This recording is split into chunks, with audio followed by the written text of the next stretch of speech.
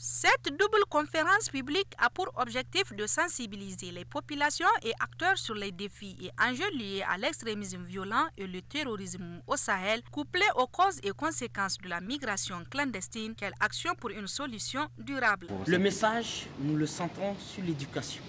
Nous disons que nous devons avoir une structure sociale qui fabrique, une structure sociale, une industrie sociale composée d'écoles et de structures familiales qui fabriquent des citoyens gagnés à la paix.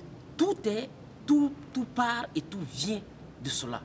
Le candidat de paix de demain s'acquiert par l'éducation et la somme d'informations qu'on le donne.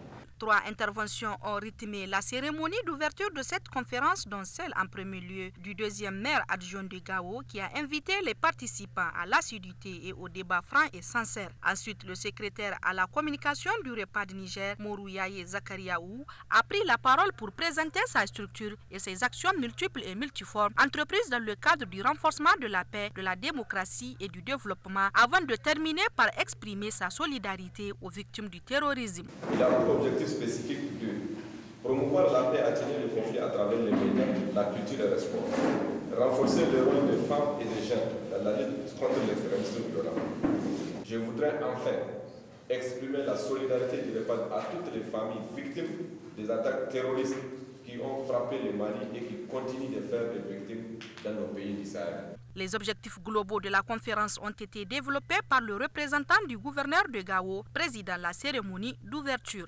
Cette conférence à laquelle nous sommes conviés vise d'une part à sensibiliser les populations locales de Gao sur l'extrémisme violent et d'autre part l'amélioration, le transit des migrants subsahariens par des actions de sensibilisation d'une migration sécurisée. Le public de Ouagadougou, à 100% jeune, et celui de Gao mixte ont été édifiés sur les thèmes par des éminents conférenciers, dont le pasteur de Gao.